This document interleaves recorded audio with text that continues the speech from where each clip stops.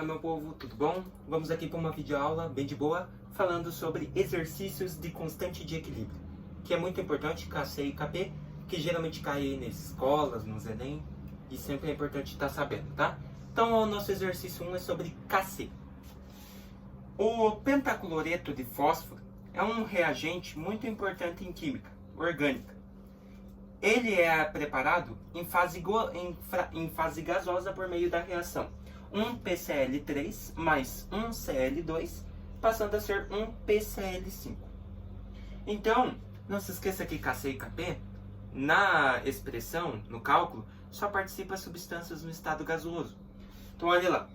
Um frasco de 3 litros de capacidade, ali está 3,00, mas o vírgula 00 está no final, então só pode eliminar.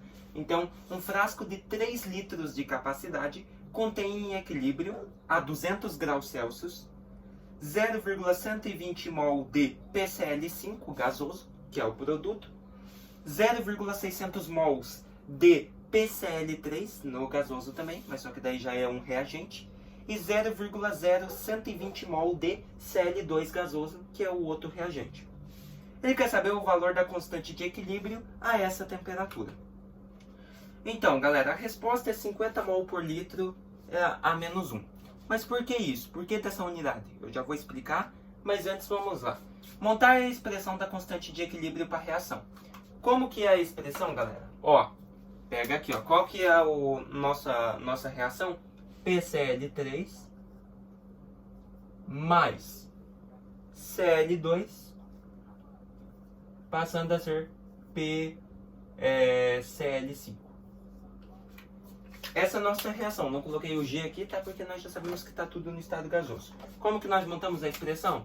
KC é igual concentração do produto, PCl5, elevado ao coeficiente dele na equação, que é 1, dividido por concentração do primeiro reagente, que é o PCl3, elevado a 1 também, que não tem coeficiente, então é 1, vezes a concentração do Cl2, que é o segundo reagente, elevado a 1 também, pois não tem coeficiente, tá? Então, se não tem coeficiente, sempre 1, né? Nós já sabemos. Então, montamos a equação. Mas observe o seguinte, galera, ó, montadinha, mas ele deu a concentração de cada um deles em mol, mas nós sabemos que a concentração é em mol por litro. Portanto, como que eu passo de mol para mol por litro? Para calcular a concentração, então, a concentração molar, cm, nós pegamos o número de mols e dividimos pelo volume da equação, que é em litros. Porque daí nós vamos ter mol por litro. Entendeu? Então isso eu vou fazer para cada um deles. Ó, bora fazer para o PCl3. Então, para o PCl3... Opa, PCl3. Nós tínhamos quantos que o exercício nos deu? Ó, temos 0,600 mols de PCl3. Então, nós teríamos 0,6 era 600, tá? Ele só eliminou os zeros do final porque não faz diferença. Então fica 0,6 dividido por volume. Qual que é o volume dessa reação química, galera? Olha lá, em um frasco de 3 litros. Então o volume 3. Então 0,6 dividido por 3 vai te dar 0,2 mol por litro. Então agora nós temos o primeiro valor de concentração do primeiro reagente, que é o PCl3.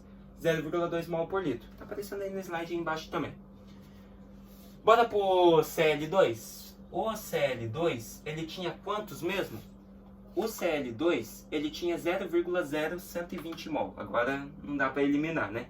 Então ficamos com 0,0120 dividido por 3, que é o volume do frasco. Se você dividir 0,0120 por 3, você vai ter, opa, voltando aqui, ó, 0,004, então 0,004 mol por litro. Beleza? Descobrimos então mais uma concentração. E no final temos o PCl5. O PCl5, o exercício nos dava que nesse frasco existia 0,120 mol de PCl5, né? Então 0,120 dividido por 3, que é o volume do frasco. Então, dividindo 0,120 por 3, você teria 0,04 mol por litro. Pronto, galera. Agora nós passamos as concentrações de mol para mol por litro, que a unidade oficial da concentração é mol por litro. Então é obrigado a passar para mol por litro. Fechou? Agora que nós passamos para mol por litro, só substituir na expressão aqui, ó, galera. Ó, continuando a expressão aqui, ó. Então, Kc vai ser igual. Qual que é a concentração do PCl5? Acabamos de ver aqui, ó, 0,04. Então, 0,04 elevado a 1, né? Que é o coeficiente dele. Segue a equação lá. Dividido por concentração do PCl3, que é o primeiro reagente, 0,2 mols por litro, que acabamos de ver também. Então, 0,2 elevado a 1, que é o coeficiente. Vezes concentração do outro que sobrou, que é o reagente 2, Cl2, 0,004. Então, 0,004 elevado a 1. Tá? Ali então, ó, nossa expressãozinha. Como que vamos ficar então? Vamos ficar com Kc. Kc é igual. Se você multiplicar, aqui em cima vai dar 0,04, né? Que é elevado a 1. Então, 0,04 dividido por... Agora aqui também é elevado a 1. Então só ficam os números. 0,2 vezes 0,004 vai te dar 0,0008. Beleza? Multiplicando esses dois aqui de baixo. Então, agora eliminamos essa aqui e ficamos com essa aqui. Se você dividir 0,04 por 0,0008, vai te dar uma constante Kc de 50. 50 o que, galera? Lembra que eu falei na aula passada que nós vimos que Kp, constante de pressão, não tem unidade, pois ela é adimensional? A de concentração, ela está lidando com concentração, com coisas, concentrações em mol por litro, ou seja, quantidade. Então ela vai ter uma dimensão, ela é matéria.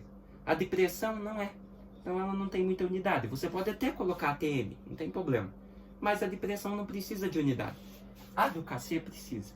Mas como que nós fazemos a unidade, galera? Ó, você tinha mol por litro aqui em cima. Aqui embaixo, você tinha mol por litro, mol por litro. Lembra que você tinha aqui, ó, 0,2 mol por litro vezes 0,004 mol por litro.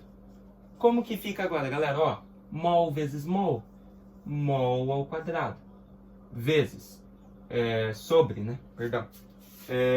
Litro vezes litro, litro ao quadrado. Então, aqui embaixo deu 0,0008 mol ao quadrado por litro ao quadrado. Então, como que vai ficar a unidade, galera? Ó, dividimos aqui, deu 50. A unidade vai ficar dividindo mol por mol ao quadrado. Divisão de mesma base, que é mol. Subtrai os expoentes. 1 menos 2, menos 1. Então, você teria 50 mol a menos 1 sobre, agora o litro. Litro dividido por litro ao quadrado. 1 aqui, né? Subtrai os expoentes também. 1 menos 2 vai te dar menos 1. Então, você teria uma constante de 50 mol a menos 1 por litro a menos 1. E isso você pode simplificar fazendo assim, ó. 50, abre parênteses. Como os dois, tanto o mol tanto o litro é elevado a menos 1, você fica com mol por litro, fecha parênteses, e eleva a menos 1.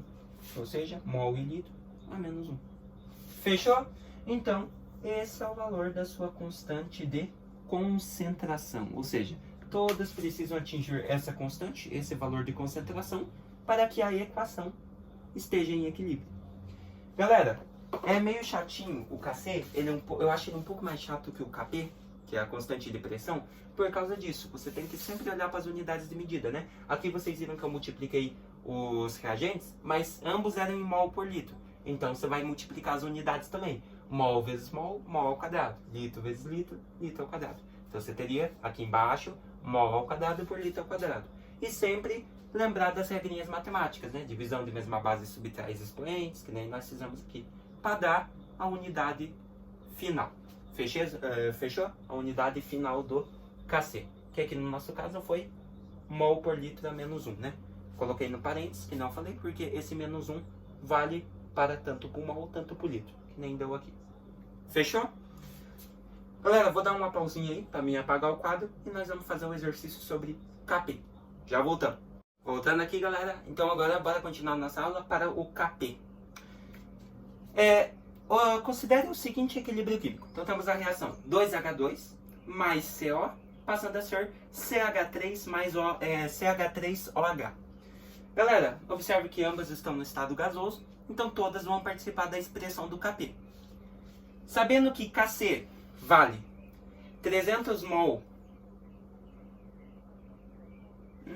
calma aí, meus queridões, calma aí.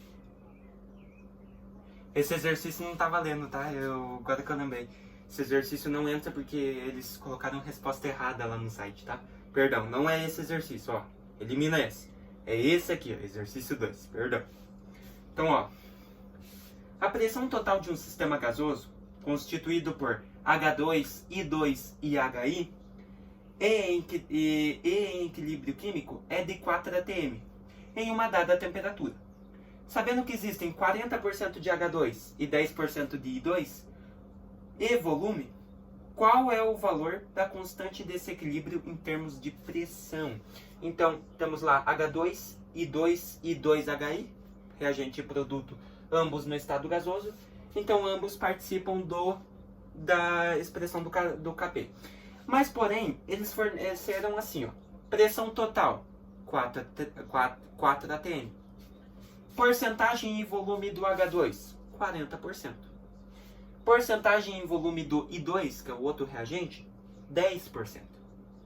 Então, galera, nós precisamos calcular a quantidade que nós temos de volume de cada um desses. Por isso eles deram, ó, existe nessa expressão somente 40% de H2. Ah, existe somente 10% de I2. Então nós temos que calcular quantos porcentos é isso, para daí nós utilizarmos a expressão. Então, ó, como são apenas 3 gases no sistema, a somatória da porcentagem de 2 deles é 50. Porque, ó, você tem a porcentagem do H2, 40%. A do I2, 10%. 40% mais 10%, 50%.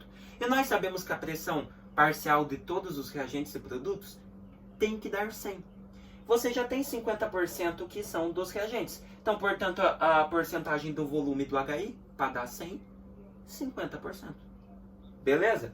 Porque, ó, você já tem 50%. Você tinha 40% de H2 mais 10% de I2. Esses são os reagentes. Eles já fecharam junto 50% de pressão. Para dar 100%, eu preciso de quantos? Preciso de mais 50%. Então, 50% vai ser o valor do produto, HI.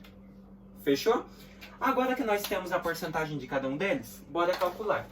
Então, ó, para determinar os valores das pressões parciais de gás, de cada gás, nós multiplica a pressão total pela porcentagem. Então, ó, para o H2 tem quantos por cento? Ele tem nessa equação 40% de presença.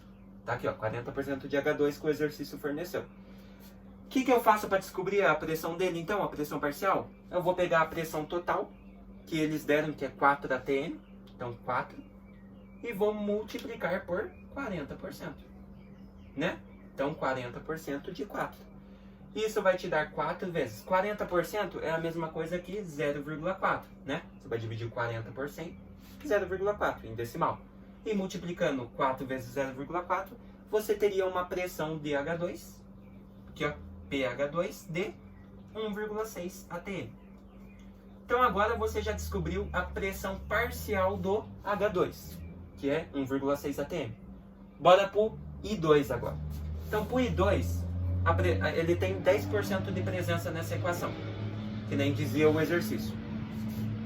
10% de 2, como que eu vou fazer? 10% de 4, que é a pressão total. Então vai ficar 4 vezes 10%, dividindo 10 por 100, tá lá no slide, vai te dar 0,1. Então 10% de 4. Multiplicando daí, 4 vezes 0,1, a pressão parcial do I2 vai ser de 0,4 atm. Então aqui nós já descobrimos a pressão parcial dos reagentes, H2 e I2. Falta do produto, que é o HI. Olha lá, então, indo para o HI, vou fazer aqui em cima, ó. HI, lembra? Os dois já fecharam juntos 50%. Então a pressão do HI, 50% de presença. Fechou? Como que eu faço? 50% de 4. Então vai ficar 4 vezes 50%, que é o mesmo que 0,5, né? 50 dividido por 100, 0,5, transformando em decimal. 4 vezes 0,5, você teria uma pressão de 2 atm. Então agora nós descobrimos a pressão parcial dos reagentes e dos produtos, né? Através da pressão total e da porcentagem que eles tinham, né? Então, 40% de H2, 1,6 atm nessa expressão. 10% de I2, nós teríamos 0,4 atm de pressão parcial dele.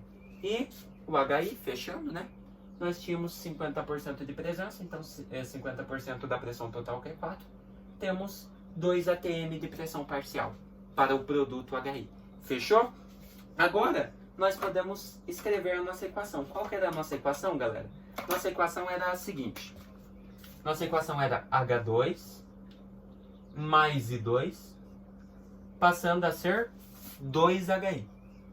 Agora nós montamos o cálculo do Kp. Então, Kp é igual a concentração do produto, que é o HI, elevado ao coeficiente dele na equação, que é 2. Então vai ser HI ao quadrado, dividido por, pressão, né, aqui. Que concentração, perdão, gente. Pressão parcial do HI ao quadrado, dividido por pressão parcial do primeiro reagente, que é o H2, elevado ao coeficiente dele na equação, que é 1, vezes a concentração da pressão parcial do I2, que é o outro reagente, elevado a 1 também, porque é o coeficiente dele na equação. Fechou? Então, olha lá. Partindo disso, só fechar. Kp é igual. Qual que é a pressão parcial que nós descobrimos do produto HI? Aqui, ó, 2 atm. Então, vai ser 2 ao quadrado. Dividido por pressão parcial do primeiro reagente, que é o H2, descobrimos também 1,6. Então, seria 1,6, né? Elevado a 1, o 1 não precisa aparecer. E a mesma coisa vai ser para o I2. Vezes pressão parcial do I2, nós descobrimos também 0,4 elevado a 1, que não precisa aparecer. Fechou? Partindo disso, Kp vai ser igual 2 ao quadrado aqui em cima, 4, dividido por, agora multiplica aqui, né? 1,6 vezes 0,4 vai te dar 0,64. Partindo disso, Kp é igual 4 dividido por 0,64 vai te dar 6,25 aproximadamente. Então, você tem que, para essa reação atingir o equilíbrio, né? Reação reversível, ó, sempre esqueço, então, mais uma setinha para cá. Então, para que essa reação atinja um equilíbrio molecular, um equilíbrio químico, tanto para a equação direta, tanto para a equação inversa, ambos os reagentes, ambos os produtos precisam atingir uma pressão de 6,25. Fechou? Uma constante de pressão. Beleza? Então esse exercício, a única coisa de diferente que ele tinha do que a gente fez na aula mesmo, foi as pressões, né? Ele dizia que tinha 40%, então ele dizia quantos por cento de presença tinha para o reagente e para o produto. O que a gente precisou fazer era pegar a pressão total que ele deu, que era 4, e multiplicar pela porcentagem, para descobrir a pressão parcial, ou seja, a pressão total que nós temos de cada um deles. Então tanto para o H2, para o I2 e para o HI. Fechou? E tivemos que fazer a relaçãozinha, né, galera? Nunca se esqueça, as pressões parciais devem fechar 100%.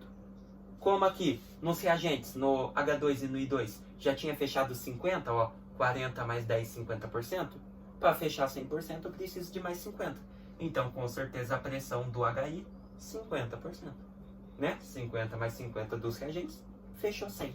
Né? Daí só multiplicamos aí pela pressão total. Pressão total seria a pressão de cada um deles. E descobrimos a pressão parcial. A partir do momento que você descobriu a pressão parcial, utiliza Kp e descobre a constante. Fechou? Galerinha, eu espero que vocês tenham gostado dessa aula, entendido esses exercícios, para você praticar um pouquinho mais aí, né? Que Kp e Kc sempre caem na escola, no Enem, muito importante. Até uma próxima videoaula.